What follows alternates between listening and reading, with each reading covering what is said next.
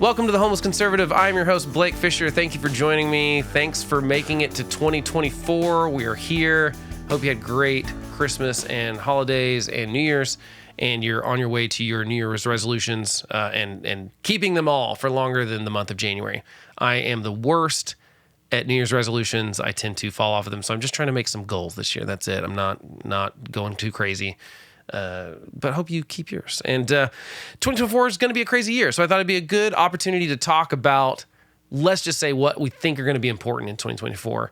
And it's not that I'm going to make straight line predictions here. I'm not very good at being right on predictions. I think there's too much stuff that you can't possibly know. This isn't like a football game where I know the who's playing, who's not playing, and there's a line. This is like politics, and anything could happen anywhere in the world and could drastically change everything we think we know right now. So I don't want to make any because of polling right now, that's the straight line projections into November, this will happen, because I think that that's foolish. I think we could look back a couple months and those polls or events would change. And so it's not that I think that I'm going to tell you here's what's going to happen. It's that I'm going to tell you I think these are the things that are going to be important in 2024 to pay attention to. And then as you pay attention to them, make good decisions on, who to vote for or what issues to get behind or be loud about. So let's start talking about stuff. Obviously, the first thing at the top is in November, we're going to have an election. We are going to elect a president for sure, and 30 some odd Senate seats and every House seat and lots of governors and things like that. I happen to be in a state that doesn't have a Senate election, but if you're in a state that has a Senate election, pay attention.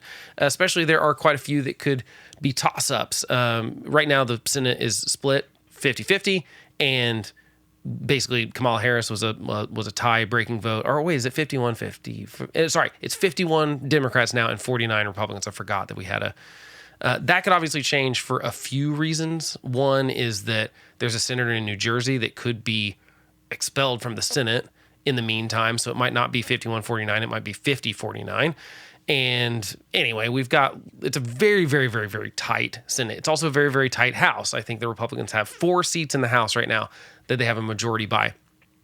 Some of the smart people I read in polls and things like that seem to think the House could flip to Democrats and that the Senate could flip to Republicans.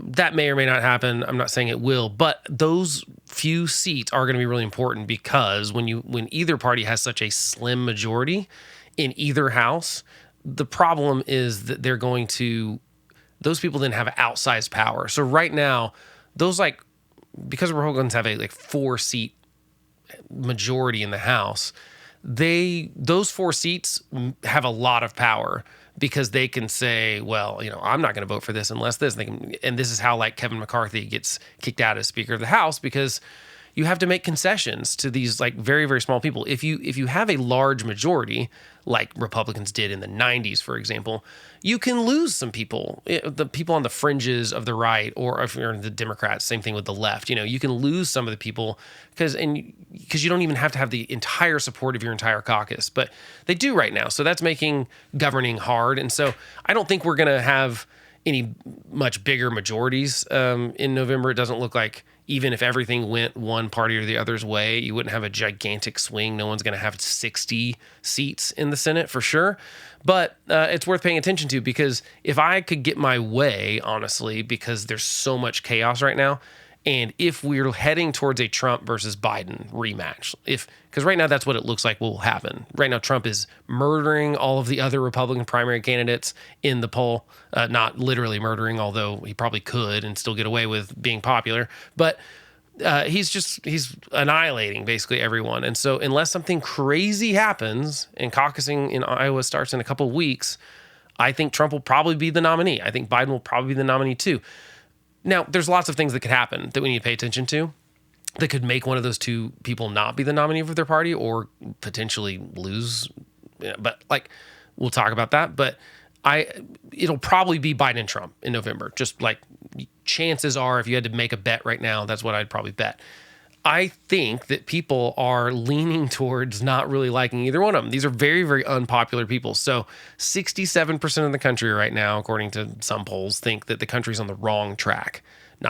So that's a pretty high number. And Biden has the lowest approval numbers, which is like 34% approval right now, of any president since they've been doing those, tracking that kind of question. So this goes all the way back to 1945. He has the lowest at this point in his presidency, basically almost 2 years into it, or actually almost 3 years into it, sorry.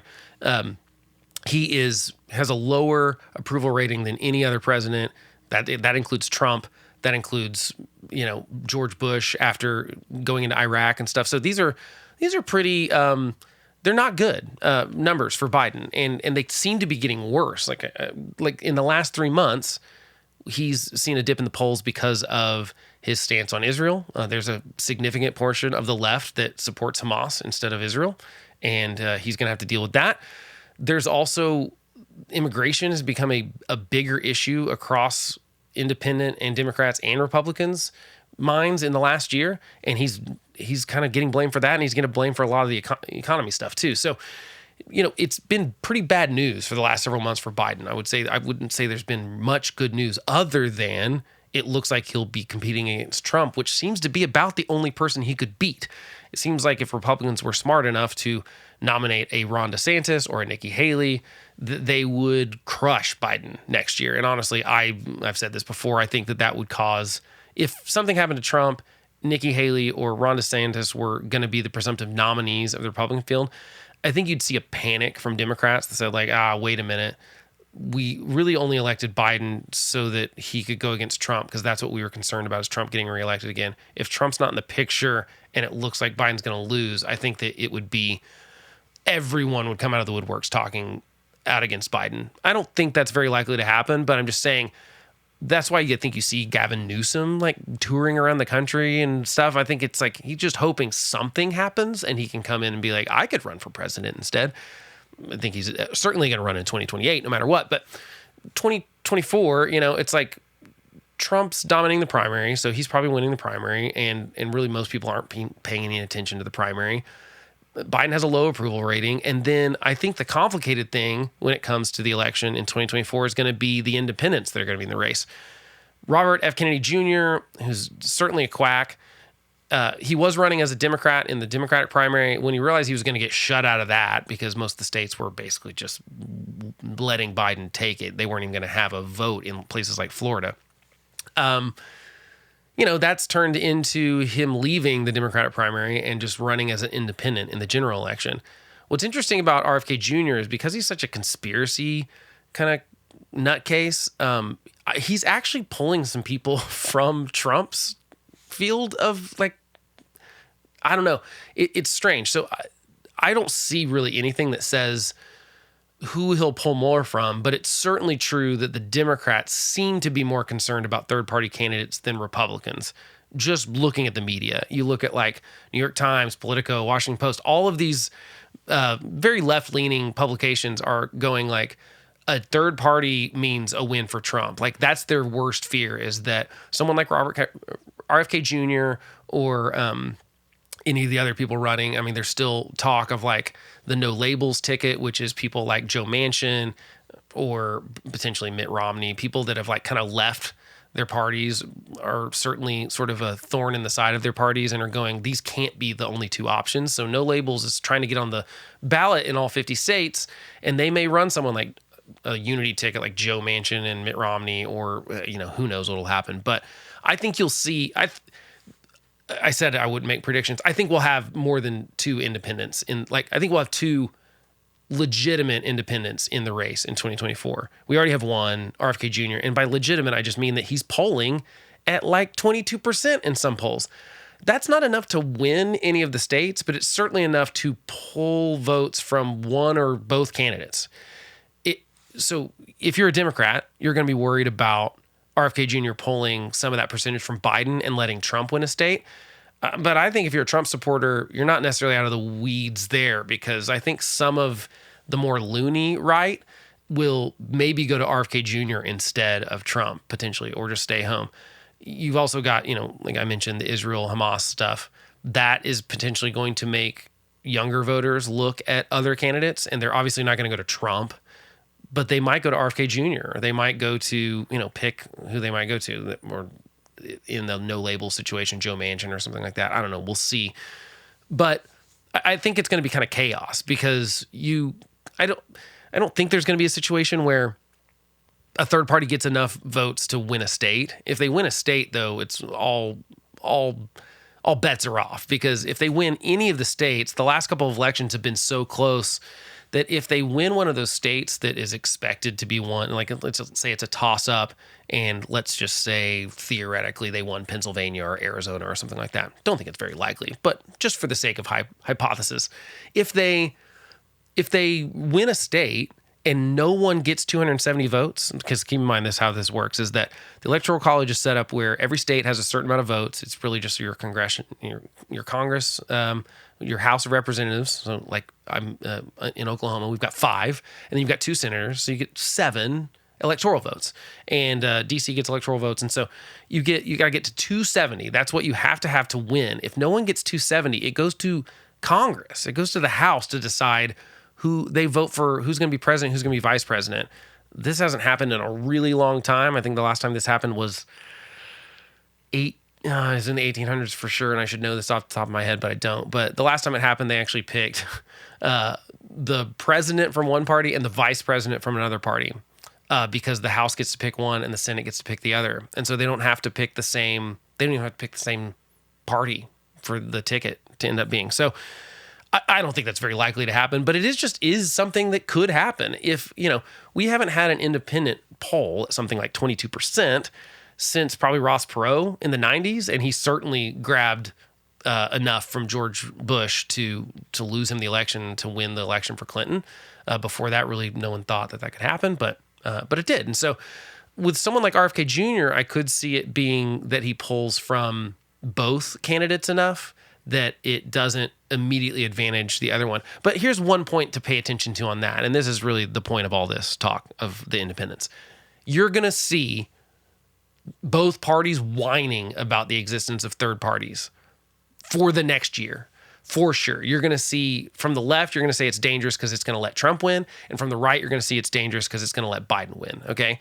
Especially if someone gets in there that is conservative. So if someone like was a Republican and runs as an independent to try to thwart Trump, if you see that happen, you're going to see complaints from both sides. But what I think is important to note about that is that the parties themselves have all the blame for this, because they're the ones not putting up candidates that are meeting people's desires. So if 67% of the country thinks we're on the wrong track, and I haven't seen a recent poll, but at some points in the last year, it's been 70% of people that didn't want either Biden or Trump in the White House. Well, you can't run two candidates that are that unpopular and not expect a third party to come in and be like, this is ridiculous. There are 70% of people that are gettable. Now, do I really think that those 70% are gettable? I don't, or at least not the full 70%, because most people say right now, I don't like either one of them. But when it comes time to November, they're going to pick whichever one is closer to their side. If you lean conservative, you're probably going to vote for Trump because you think Biden's more dangerous, and vice versa. Even if you hate Trump or you hate Biden, you're probably going to go in there and vote for him just because you think the other guy is significantly worse, okay? So I don't think that means 70% of the country would vote for an independent in the race. I think that's very unlikely, especially when you look at if 70% don't like Biden or Trump and the other guy in the race is RFK Jr. and he is only polling at 22%, there's a 50% gap there, right? Between what people are saying they're sick of and what they're really willing to do. And we're not even talking about real votes at this point. So I don't have a lot of confidence that the party should be trusted to tell us like, oh, a third party is bad for Trump or a third party is bad for Biden.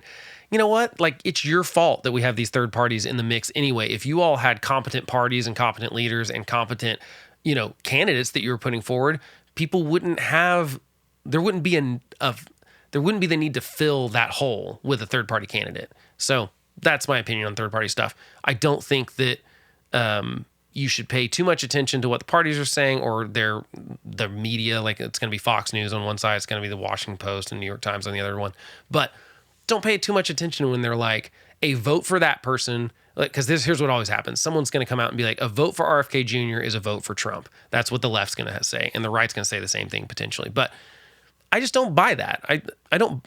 Your vote is a vote for that person regardless. If you vote for a third party or a libertarian candidate or someone else, that's not a vote for some other candidate. That's a vote for that candidate. Sure, you didn't vote for one of the other ones, but the binary thinking, I think, has gotten us in a lot of trouble. People complain about the two-party system all the time, but that is what we have, and I don't think we're very likely to have anything different. It doesn't have to be the same two parties. It's not always been. Keep in mind the Republican Party came out of a disagreement about what we should do about slavery, and the Republicans were birthed and had a president elected within a couple years in Abraham Lincoln. And so it can change quickly, and we might be on the precipice of something like that too, because I think if Republicans nominate Trump again, it's likely that it will start the real downfall of the Republican Party, because I think that you can't keep losing like that without people going like, we're done with this. Trump has this base that will not leave, but really there's a lot of other people that are kind of like, yeah, we'd actually like to win. And I think that you'll see especially if he gets nominated and he loses again, I think that you'll see a bunch of people split off and try to start something new, maybe, hopefully. I mean, that's my hope, because I just don't have a lot of faith that the Republican Party is doing anything well for me right now.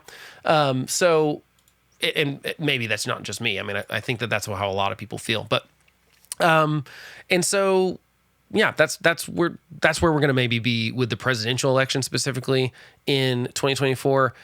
Here's some other things that are interesting about the presidential election specifically, is that we've got Trump's trials coming up starting in March, unless his appeals push it back, because he's trying to push any of the federal ones till after the election in hopes that he wins.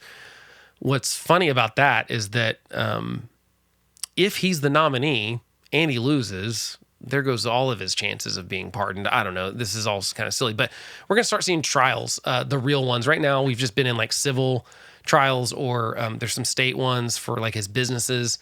But what I'm talking about is like the 91 indictments that we all heard about last year, will finally start going to trial. I do think their timing is super unfortunate. There's not much in any of those indictments that couldn't have been brought in like February of 2021 after he left the Oval Office. We haven't had that much new information come out since then. Mar-a-Lago documents notwithstanding, because that was maybe about a year later, but let's just call it 2022.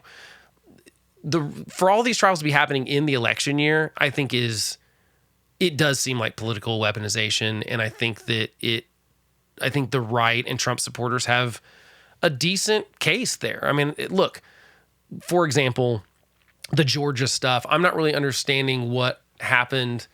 We're talking about the Georgia cases are all about election interference in Georgia, because Trump was trying to steal the election in Georgia, essentially send fake electors not the real electors, but fake electors to Congress to count those votes instead of the real votes. And, you've got all these people that have pled guilty already. It's like a racketeering case, I think is a little bit ridiculous to treat it like it's a mob case, but that's what they're doing. And I don't see any reason that investigation couldn't have wrapped up and charges could have happened in 2021 or early 2022. I don't understand why they took 2 years. I mean, all of this information, all of the things that they're talking about happened between November of 2020 and January of 2021. So you're talking about like a 3-month period of time that was now 3 years ago, and they didn't bring charges until 2023. I think that that's because they wouldn't have brought charges unless Trump was running again. All of this stuff happened after Trump announced he was going to run again. So I think it looking political, it looks political. If you wouldn't have done it unless the guy ran again, you're just trying to prevent him from running or winning again, then it is political. And so I really wish they wouldn't have done that, but I can't change that. So starting this year, at least the Georgia one, because it's a state one, there will be cameras, and we will see these witnesses, and we will see and hear them. We won't have to read transcripts or look at the courtroom drawings of the federal ones. I think that's going to make a difference, because I think that really until now, if you're on the right you've probably heard that Trump got indicted, but you've probably also heard that it's a witch hunt, and you probably think it's political. And I think you wouldn't be totally wrong when you haven't dived into any of the facts there, because I think it looks political, even though I think they have good cases in some of these indictments. And so once actually you start seeing like, oh, he's in court and how is he going to campaign? I still don't understand why we're potentially nominating Trump when he's going to spend most of this year in courtrooms. Now, what's interesting is that seems to so far have only boosted his poll numbers. Every indictment, every bad news story seems to only increase his support with his base and Republicans.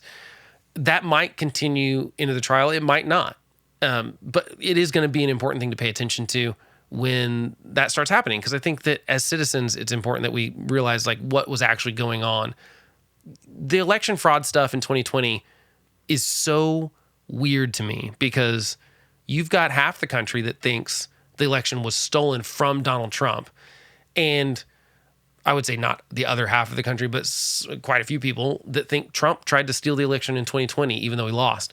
I'm in that camp. I think that it's pretty unrefutable at this point with all the people that he hired who are now like turning either against him or have pleaded guilty to these charges, that, they were trying to subvert the will of the American people in those specific states, and so that Trump could stay in power. And I think what started as just like I really do think what happened is that Trump started with this, he started this in 2016. He was saying the election's going to be rigged. Don't believe it, blah, blah, blah. And then he won. And I think that was a surprise to him. I think he was setting up to be able to complain about how it was the deep state trying to keep him out and stuff. And then he won. And I think it was kind of a surprise. In 2020, he did the same thing. He started laying the groundwork for being able to say this is going to be a stolen election. And so then when he lost, he just kept going with it. Well, I think what happened is that a bunch of people said like, oh, well, that's how you get Trump's attention. You get in front of him and you say, here's how I can prove the election was stolen. So he kind of like came up with the conclusion and then asked for people to bring him evidence however you could possibly get it. And that's where these fake elector schemes came up. That's where, none of it, they all lost in every court trial. I know I'm just rehashing stuff at this point, but he lost every court case they tried to sue for. Most of these people have come out and said we were wrong, or like I said, pled guilty. And so, there's a significant portion of the country though that still thinks 2020 was stolen from Trump. And I think the smarter part of the country understands that Trump tried to steal the 2020 election. And fortunately, our institutions held up. That's the other thing you're going to see a bunch of this coming year is the barrage. Like, I don't think we've really seen the Trump attacks from the media yet, but they're really going to start coming if he's the nominee and he's locked in. And that will be a fair punch, in my opinion, is that he tried to steal the 2020 election. But what you end up is this like negative polarization where the right believes it was stolen from him, the left believes he tried to steal it, and there's no crossover. I don't know what independents are going to think, but I do think they will be influenced by these trials and the news that comes out of them. I don't see there's any way that the people in the general middle, and by middle, I really just mean not far left and far right and not addicted to politics like I am. I'm going to hear every new thing, but most of my friends are probably not paying enough attention to that they know any of these details. They don't know the details of the indictments. They won't know if they're serious or not. And until people start talking about this and we start seeing news about today at trial, this person said this and admitted this and said Trump said this, and we've got this recording, we've got this email. I think when that starts coming out, there's no way it will not influence the public, and there's no way it won't influence independents specifically, who are swinging these elections, by the way. This is why they keep going back and forth. We just volley back between Democrats and Republicans in some of these swing states, because I think that we're just like trying something new. We're going, this will be an interesting one though, because there is no new candidate here. You are literally running it's like two incumbents are running at the same time, which we haven't really seen in a very long time. And I'm curious how people will take it, but I think we got to pay attention to the court trials. They're going to probably start in March, maybe a little later. We'll see what happens. The other thing to pay attention to in 2024 is the changing importance of issues with Americans. So recently, the most recent polls at the end of 2023 in December were basically, a lot of times these polls will, I don't want to say that all polls are the end all be all, and I trust them all because they're changing all the time. And I think they will continue to change throughout this year. But the couple of things that have kind of ramped up are that people are more invested in seeing basically the open-ended question that this poll, it was it's an AP NORC poll, and they basically have an open-ended question where they say, like, what do you think government should be focusing on in 2024? And then they measure, like, what are the most common things? What's their first response, second, third, fourth, fifth, et cetera. And what they found was that 35% of respondents say immigration and the border should be the top priority of government in 2024, which is significantly up. That's up 27% from the year before. So the border has become a nightmare, and everyone knows it, and Biden's not handling it well. That can only hurt Biden, I think, and help Trump. I don't really see, because, like, frankly, Trump's border policies align closer with the majority of Americans than Biden's. Now, my caveat there is that I really don't think Trump has much of a border policy other than saying build the wall. I don't really think that I don't think he has he's not articulating at least a lot of solutions where I think that goes beyond just like a wall. I think we need more judges down there. I think we need more immigration enforcement. I think we need more, if people are going to claim asylum, are we going to be able to actually process them and process their claims? Are we able to vet an actual asylum seeker versus someone that's maybe has nefarious goals coming into the country? Right now, we've got recent news was that there were a ton of people on our terrorist watch list coming from places like Yemen and all these Middle Eastern countries where we go like, okay, wait, so they're getting from Yemen to Mexico to cross into America, United States via the southern border and not be detected, although in some cases we have actually detected them. Those are the ones we know about. It was something like 700 people that were on our watch list and from countries that we were like a little confused about. Those are the ones that we know about. So I assume there's ones that we don't know about. I think that's concerning.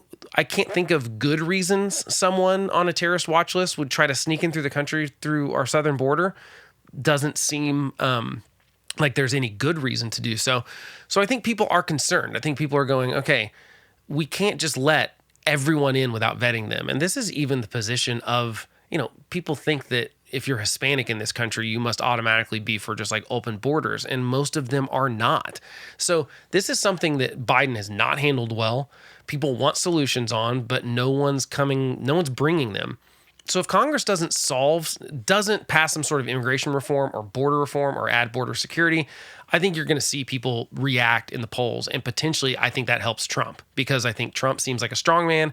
I think at certain points, people want a strong man when they feel like the normal way of doing things isn't working anymore. And they're just like, whatever, I just want something to get done. So I think the border helps Trump quite a bit. And unless Biden changes his ways and starts doing some stuff about the border, which I think would be smart because so many people right here in this poll say, we want you to do something about the border. We want more border security. We want to know who's coming in our country. We think it's important. If he does that, then I think he can win those votes. I don't think it's very likely that he's going to because he's so scared to tick off his base. And because Democrats are generally anti that, although even in this poll, it was actually pretty decent numbers of Democrats that said that too. Hold on, I'm going to try to pull that up. Let's see. It was... so Democrats were...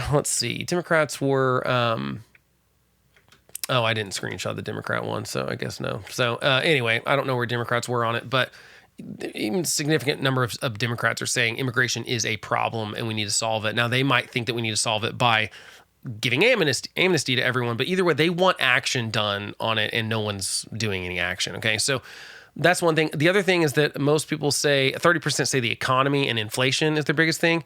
The economy is a tricky one because I think things are better when you look at just the numbers of, inflation is not going up as quickly as it was. It's not reducing though. And jobs are good. And the economy, like on those kind of things, like economists would say the economy is doing better than we thought it would be by the end of 2023. Most economists going into 2023 thought that we'd be in a recession by the end of it for sure. And we weren't. And most of them were wrong. I mean, I think I'm okay with them being wrong in that case. I'd rather err on the side of caution, honestly. But So I think that they think things are looking good economically, but I think voters, it's hard to translate that to voters because voters are thinking about their own personal finances. And yeah, they may have gotten a raise, but the raise didn't keep up. They might have gotten a 10% raise and 18% inflation. Well, you're losing money at that point. So people are thinking back to the not so recent past and going, well, I know I bought a new car in 2019 and it didn't cost me nearly as much as it does now, or anything, groceries, or pick any of the random things. And keep in mind, economists also, this is an important thing to know. When we talk about inflation, like price specifically, most models remove gasoline and groceries and oil and gas, obviously. They remove, and housing. They remove these like very volatile commodities and from their measurements. And so they say, okay, look, inflation was 2% year over year compared to last year or whatever. Well, they're not including those things that have all skyrocketed. So gas is higher now. Let's drop back a little bit now.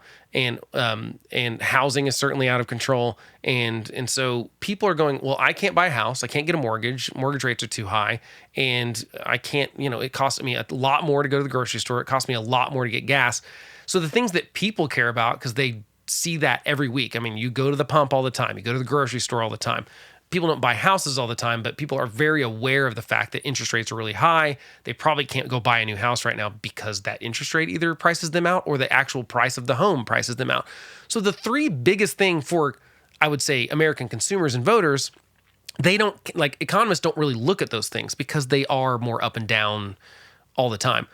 Well, and I don't think they're going to care if an economist says things are looking really good if they think everything costs more expensive and they think they're not better off than they were a few years ago, specifically under Trump. I mean, Trump, the biggest, the thing I come across the most talking to Trump supporters is that they're like, well, look, my wallet was heavier in 2020 before Trump left, and I had a good job and blah, blah, blah.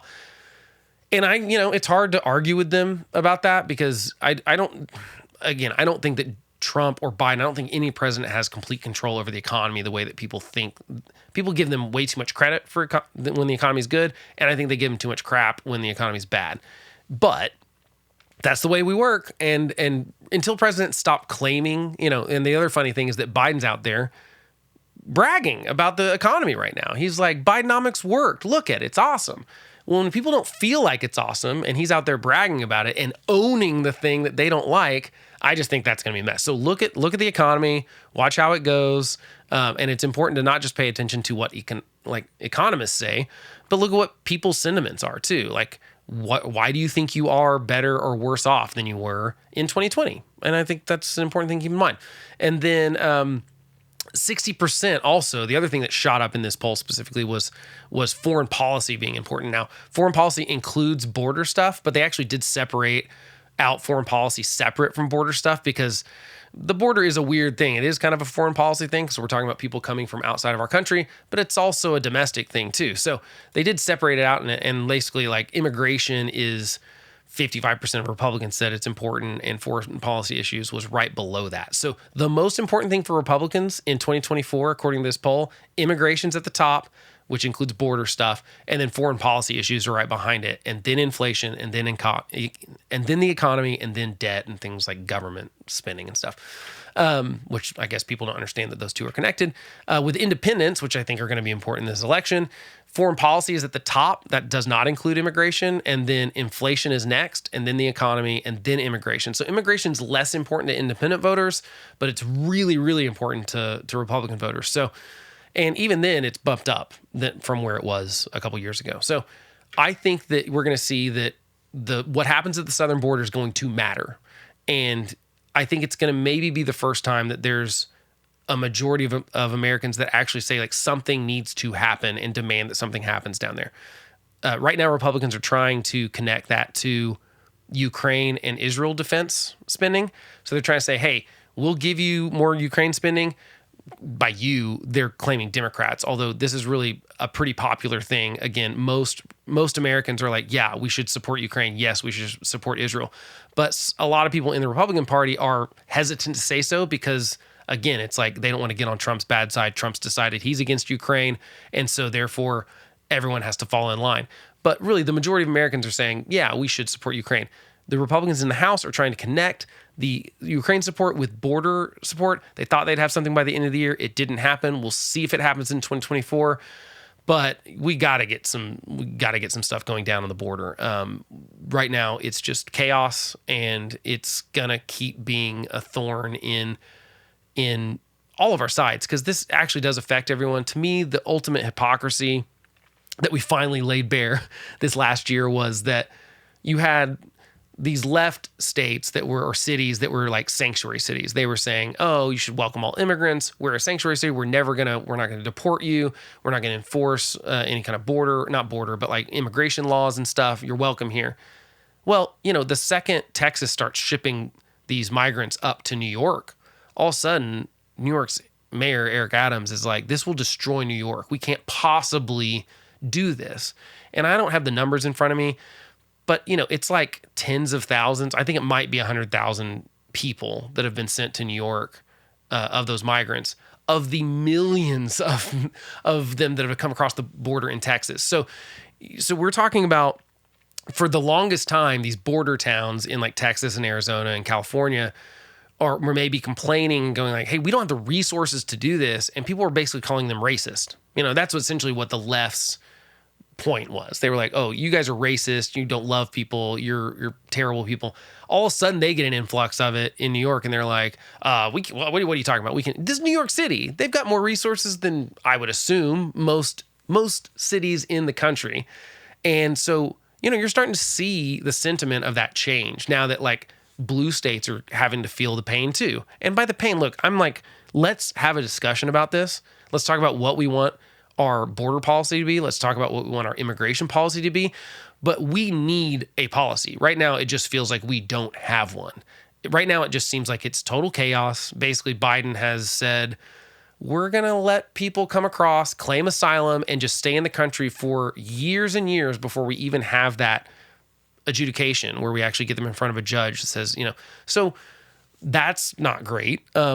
On the other side, on the Republican side, I think this sort of blanket, like we're going to kick every illegal immigrant out of the country, is unrealistic.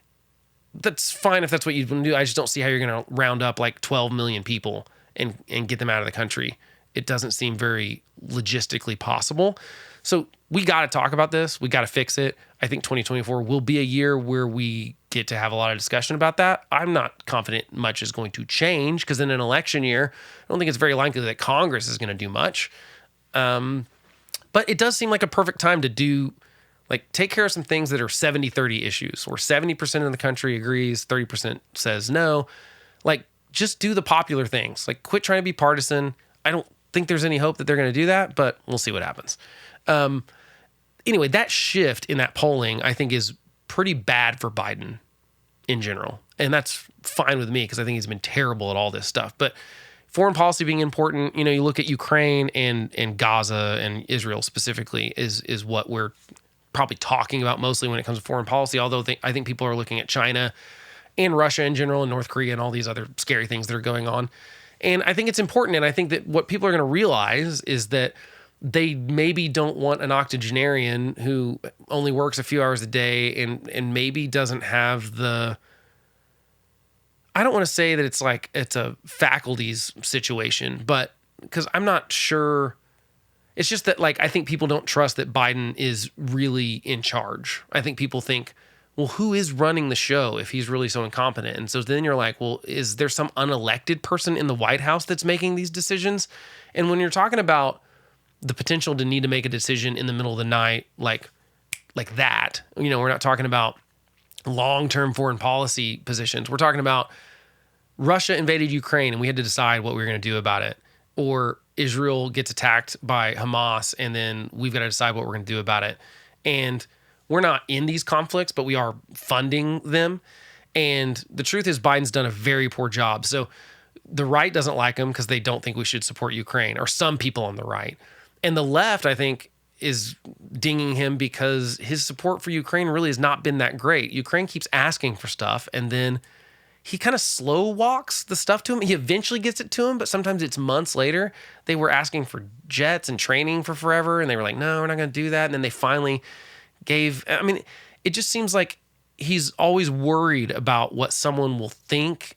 I don't know. And I feel like we're doing the same thing with Israel. He comes out and he says, we support Israel. We're 100% behind him. And then he's like, but like a ceasefire would be good. And they're like, wait a minute. Didn't you just say that a ceasefire would just mean Hamas is going to rearm and reattack? We were in a ceasefire on October 7th, by the way. And then they have to kind of walk it back. And it just seems like he's trying to appease the most left part of his party and the base while also saying the thing maybe he really believes. And I think he's just pissing everyone off in the process. And whereas Trump just kind of says the same thing over and over again. He basically says, like, I'm we should be America first, which is basically sort of an isolationism kind of thing. There's this thing on the right where people think that we can't do two things at the same time. Like, we can't send money to Ukraine and fix our education system at the same time. We can't possibly do that. Well, I mean, I think if you're right about that, then the federal government needs to shed a lot of their responsibility, which I would love. I mean, I agree that the federal government is not good at most of these things, but there are certain things that the federal government, I think, is absolutely supposed to do. And one of them would be foreign policy stuff. Like, so, if we're going to send money to Ukraine, that's a federal government situation. I actually just think federal government shouldn't be trying to fix education. I think they should send it to the states and get out of the way. But basically, Trump is saying the things, even if he doesn't really have a plan behind it, that I think people agree with. And I think certainly people on the right, they're like, we got to get rid of the deep state. We got to get rid of the bureaucracy. I think that most of the institutions over the last several years, especially since Trump was elected and then even post 2020, haven't done themselves a lot of help. Like, I mean, I think the FBI has severely tainted its reputation. And so that when the right makes attacks or questions their judgment, and this goes for FBI, Department of Justice. This goes for the CDC with all their COVID stuff and kind of like their noble lies that happened there. I think all these institutions have really hurt their credibility with the things they've done over the last few years. And so people are willing to vote for a guy that says, I'm going to go in there and I'm going to clean house. And that's what Trump is saying. So I think that there's a good chance that if Trump's the nominee and Biden's the nominee, a year ago, I would have said that there's no way Trump could win. And now I'm not as convinced. I think it's kind of a toss-up. And that bothers me because I don't think Trump was a good president. I think he'd be even worse in a second term. He actually had some adults that he hired in his first term that were, good, I think, tried to do the right thing. And they ended up either quitting or getting fired because Trump wouldn't listen to him, essentially. Who's going to be in a second Trump administration? It's going to be a bunch of yes men, and it's going to be people that are willing to, what we have with Biden. Sorry, I'm getting off track. What we have with Biden right now is a president who is hamstrung by not having Congress able to enact the thing he wants to enact. So he's just executive ordering everything. And then going, you know what, we'll let the courts decide if it's legal or not. They're finding these obscure ways to do it. And every president has been doing this. Trump did it too. Trump did it with funding for the border wall. George W. Bush did it. Obama did it a lot, where they do these things that maybe months before they'd said are unconstitutional and not the president's authority, and they have no authority to do so. But you know what? Someone shows up, some lawyer shows up and says, you know what? I think we can forgive student loans because of this emergency act that was supposed to be like for military support. We think we can have you forgive student loans. So you should just do it and then let the courts strike it down. That way you're the good guy. You tried to do something and that the courts messed up. So that's a good segue into watch for the delegitimization of courts this year, because this is sort of connected to the 2020 election or 2024 election. It's also connected to the student loan stuff. The Supreme Court's going to have to get in the middle of a few things this year. They're already going to have to decide if they want to take up, currently Trump is suing to say that the federal government can't indict him on things that he did while he was president at all. This is going back to some of the documents and stuff.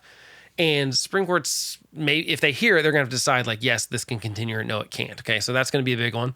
The other one that's big is that you've probably heard the Colorado Supreme Court, which I talked about this in the last episode, but the Colorado State Supreme Court decided that Trump can't be on the ballot in Colorado because of the Section 3 of the 14th Amendment, which is basically an insurrection. It was a clause that we made up after the Civil War to prevent Civil War leaders from being in Congress and elected positions afterwards. again, you can go back to the last episode to kind of hear me go in depth about it. But the shortest version of it is that I'm not terribly convinced either way. I don't really know if Colorado did the right thing or the wrong thing by the letter of the constitutional law, because I'm not a constitutional lawyer. But I have read really smart people on both sides. Some people think that there's no way it's legal. It's a stretch. There's a lot of people that think it doesn't apply to the president at all specifically, because there was an earlier draft of the amendment that mentioned president and they took it out. And so there are theories that they took it out because they thought, well, we shouldn't prevent someone from becoming president. We should just prevent them from being in Congress or other seats of government because, if the people want to elect a Confederate general or the leader of the Confederacy as the leader of the whole country, then okay, that's the people's choice or whatever. But they didn't want individual states being able to send, control Congress or the Senate and things like that. So that's an interesting argument. There's also an argument on the other side that says, like, clearly what he did was an insurrection and clearly what he did rises to that. And there's certainly clauses in it that make it sound like any office of the United States. That would certainly be an office. And there's some confusion between, is he a military leader? Is he a civil leader? It's kind of hard because the president is a weird position in the sense that he is the commander of the military, but he's selected by people, anyway. I don't know where we land with the law, but I do know that it's going to be a problem because the Supreme Court's going to have to come in and say whether Trump can be on the ballot or not. There are only two ways that that's going to go. They're either going to say, well, there's not really only two ways. There's only two decisions they can come down with. And one is, yes, he can be on the ballot, which is going to enrage the left, and they're going to call the court illegitimate at that point. That's what will happen. They're already doing this. They've been laying the seeds for this for forever. Anytime conservatives get a majority on the court, all of a sudden the court is illegitimate. They never say it's illegitimate when they've got, more liberals on the court than constitutional originalists. But now we've been in this panic mode since 2016 on the left, and they're going to call everything that happens. If that happens, they will call the Supreme Court illegitimate. There will be calls for Biden to pack the court. We will have full-on chaos. And my worry about that is that I feel like the Supreme Court's about the only, really the judicial system in general is the only standing institution left that has some reputation. I don't think Congress has it. I don't think the presidency has it. I don't think most of like the FBI and Department of Justice and those kind of places have it. And so I'm worried that if you start attacking it from both sides, it's going to be delegitimized. So that's one option. The other option is that the court comes out and says, actually Trump can't be on the ballot. Colorado's decision is right. This was an insurrection and he didn't do his duty. And so he can't be on it. Well, if that happens, the right's going to do the same thing. And there's going to be this deep state conspiracy that like the only way to keep Trump from being the president again was to take him off the ballot. And that does feel a little undemocratic. Now, I will say it's not in the sense that, it is undemocratic, but it's not unconstitutional. And to me, people aren't paying enough attention to the difference between those two things. It would certainly be undemocratic if we said, look, you can't even choose this person that you guys want to vote for. Because, it's very much undemocratic at that point. Like, how does it work? If this decision gets handed down while after Trump is the nominee, do Republicans get to put someone else up? Like, there are all sorts of crazy things that can happen. I assume the Supreme Court will take this up before that would happen, or probably even before like somewhere like Super Tuesday, because Maine already jumped on this trend. So Maine, since Colorado came up with their decision, released a similar decision. So now you've got two states that are going to leave Trump off the ballot. And that does feel undemocratic to me, but if we've got a constitutional amendment that says, hey, if you help plan and create an insurrection against the U.S. government, which I certainly think trying to steal an election counts as, I'm certainly with everyone that says Trump behaved badly on and after the election leading up to January 6th and on January 6th. However, that's where we're at, because I definitely sympathize with like Andy McCarthy at National Review, who says this is not the right way to prevent him from becoming president. The correct way to do that was impeachment and removal and taking him off being able to hold any future elected office. He's absolutely right about that, but they failed at that. Now, they could still do that. There's nothing that says they can't impeach him again, even though he's not the president anymore. But it's not going to happen. There are not enough votes in the Senate that would go against him right now, I don't think. Maybe that changes. But So I agree with him in the sense that I don't think this was the right way to do it. I also think Colorado could have done this 2 years ago. Again, this gets brought up as something of like, why couldn't you've done this 2 years ago? There's no new information. You could have done this on January 7th. You could have said he can't be on the ballot. And at least it wouldn't have looked like you only are doing so because it looks like A, he's running for president, B, it looks like he's going to win the Republican nomination. So it looks totally political now. I don't like the timing of Colorado. And I don't like that it was a 4-3 decision either. That's not exactly, I wouldn't want to see a unanimous decision. And I guess that's where my hope is on the Supreme Court. I hope that no matter which way they go, I hope it's unanimous or at least 8-1 or something like that. It really needs to be unanimous. And I hope that they take that into consideration, because at least make it not be a partisan thing. At least like the liberal judges and they need to all get together, and this really needs to be a 9-0 thing. It's too important to not be 9-0. I don't think if it's 9-0, that's going to stop the things from happening. I talked to a second ago where like Democrats are going to call it illegitimate, even if their side says so, and Republicans are going to do the same thing. But I think it's going to be a mess. So pay attention to that. We should see some more of that happen in the next, couple of months. Other than that, my hope for 2024 is that we grow up as voters and realize that like these people work for us. I don't have a lot of hope that that's going to happen. I mean, let's be honest. I don't think that we're going to have some like wake up. I think unfortunately it's going to take something really, really bad happening in this country. Either some sort of financial crisis, God forbid, like a terrorist attack or something. I think it's going to have to be something that big to wake us up from this sort of politics as entertainment that we're doing right now. We've got a lot of really important issues. I think people care about those issues. I think people are realizing the border's a problem, immigration's a problem, foreign policy is more important than it was a few years ago, when we were basically just like hanging out in Iraq and Afghanistan as sort of the linger. I mean, people wanted out of there, but we didn't leave in a good way. Biden certainly did not leave Afghanistan in a good way. And the other common refrain I hear from Trump supporters is like, well, look, he didn't get us into any wars. He's the only president that hasn't gotten us into any wars. And not completely true.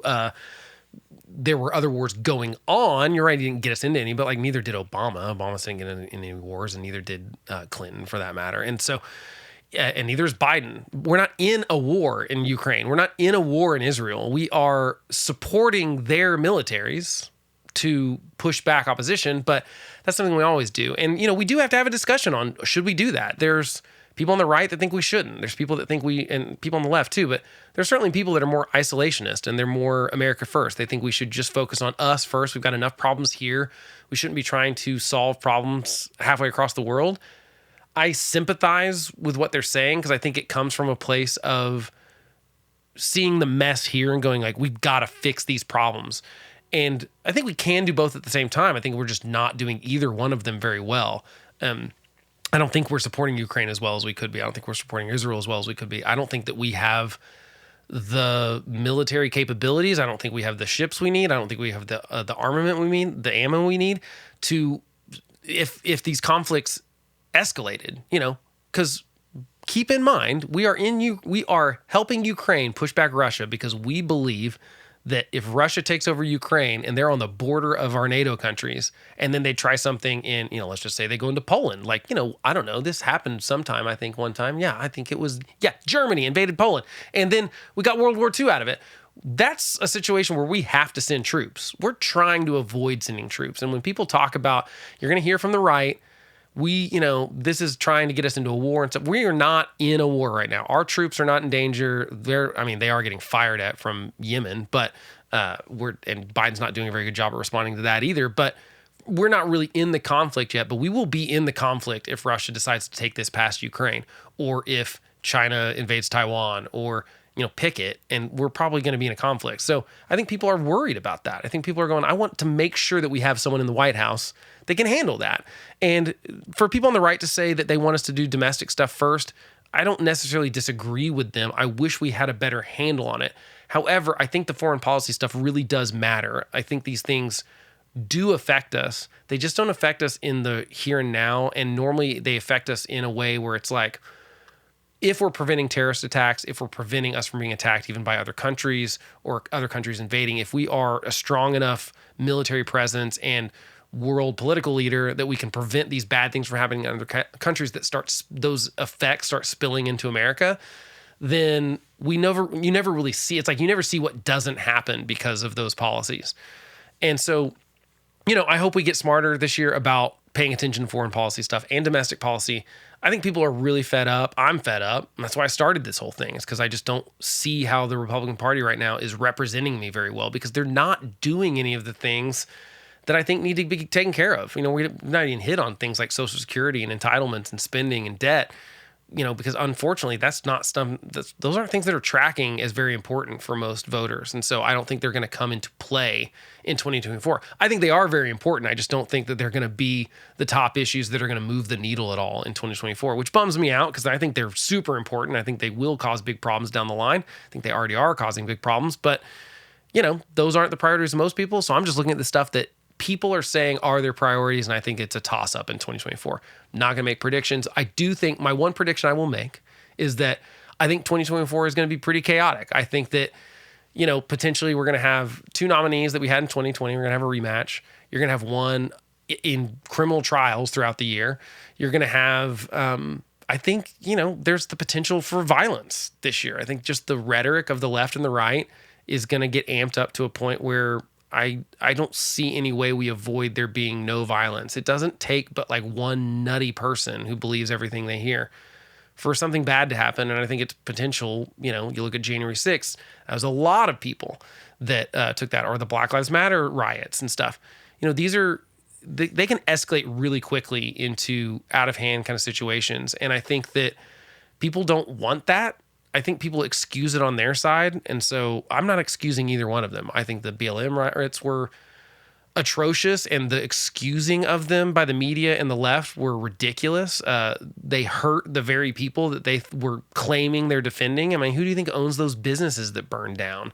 It's not rich white people, okay? And on the right, it's the same thing with January 6th. They just pretend it was a nothing burger.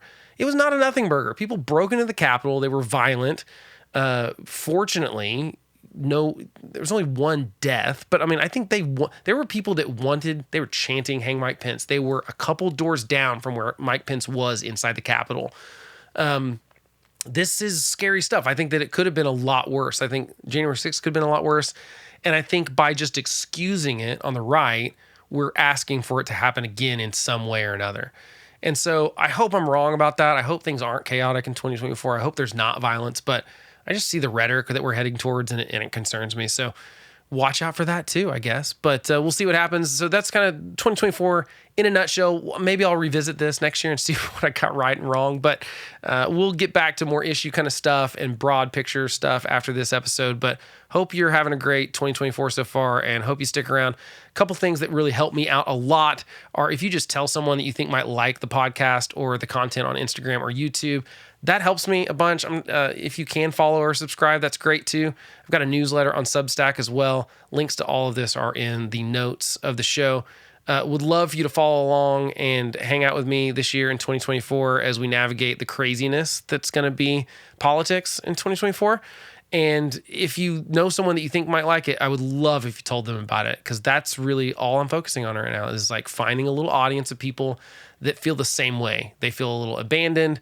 They are conservative, but they don't feel like Trump represents them well, or especially the kind of MAGA movement doesn't represent them well. And they want politics to be, get stuff done that they're supposed to again. That's what I want out of all this. And so if you know like-minded people, maybe they can follow along. If you've got ideas or things you want to see me talk about, shoot me an email, blake@thehomelessconservative.com, or you can find me on Instagram or YouTube or Facebook. Shoot me a message on those places. I love to discuss these things. Love to discuss them in the comments too when people aren't jackasses, but yeah, right. That's the comment section for you. So feel free to leave a comment. Even if you disagree with me, I'm fine with disagreeing. I like having arguments back and forth. It's good for us to do that. Don't just name call though. That doesn't help anything. I'm just going to name call you back, right? Okay, I'm going to try not to do that actually. So that's it for me. Thanks a lot for joining me. I will catch you next time.